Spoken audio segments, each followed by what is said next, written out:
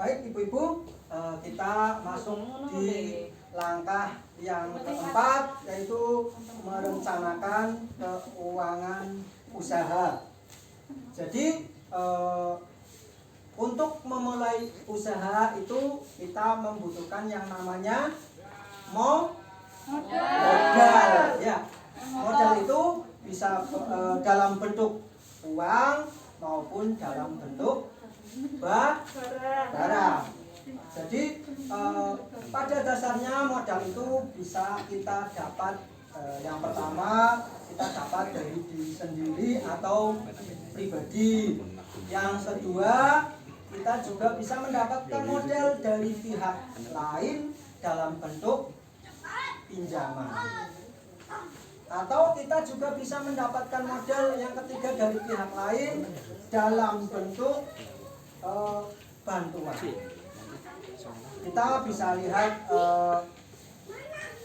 modal usaha itu ada di brosur di halaman 9.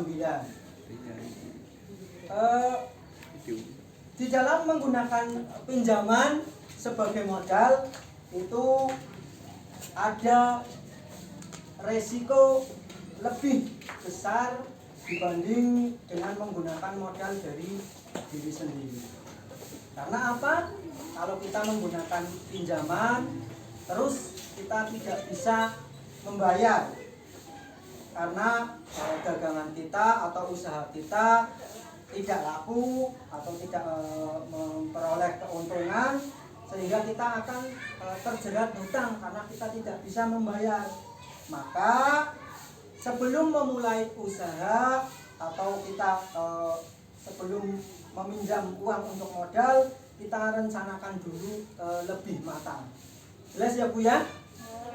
Jadi sebelum kita meminjam untuk modal, kita harus bisa merencanakan terlebih dahulu.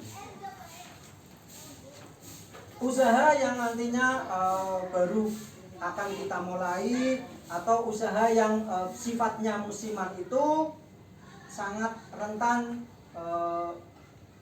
risikonya, sehingga kita perlu berhati-hati dalam mengamati keluar masuknya uang dari usaha. Mungkin nantinya kalau kita tidak hati-hati, uang hasil usaha kita gunakan untuk kepentingan yang lain bukan usaha, itu yang risikonya lebih besar. Jadi di dalam kita memulai usaha, kita juga perlu membuat anggaran usaha agar seluruh pemasukan dan pengeluaran dapat kita kendalikan. Anggaran usaha itu berisi catatan perkiraan pemasukan dan pengeluaran suatu usaha dalam jangka waktu tertentu, misalkan harian, mingguan, bulanan juga kita susun anggaran dalam 1 tahun. Ya, untuk bisa menyusun anggaran kita bisa latihan terlebih dahulu ya Bu ya. Ibu-ibu buka buku pintarnya halaman 107. Ya, 107. Sudah dibuka Bu? Sudah. Ya, di situ ada lembar cerita 4B. Merencanakan keuangan dalam usaha.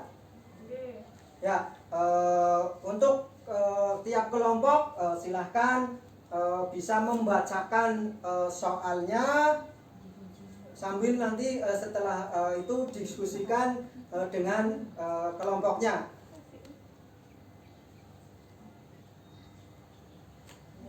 Dibaca Pak.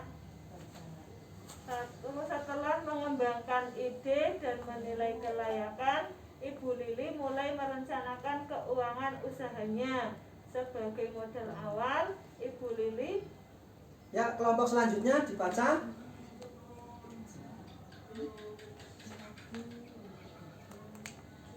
Ya, yang kelompok selanjutnya.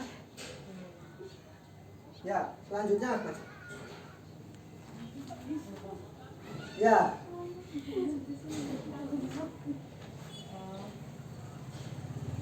Seminggu kemudian ibu ini memutuskan untuk tetap berjualan selama 3 minggu. Ia berharap bisa tetap menjual 18 ekor ikan setiap harinya dengan harga Rp5.000 per ekor. Ya, jadi itu pertanyaan untuk tiap kelompok. Silahkan didiskusikan jawabannya untuk tiap kelompok. Silahkan ya Bu ya, ditulis jawabannya di kertas ini. Saya beri waktu 10 menit ya Bu ya. Ingat bahwa itu ditanyakan hasil tiap minggu ya Bu ya. Jelas ibu-ibu? Ya. Oke, saya kasih waktu 10 menit.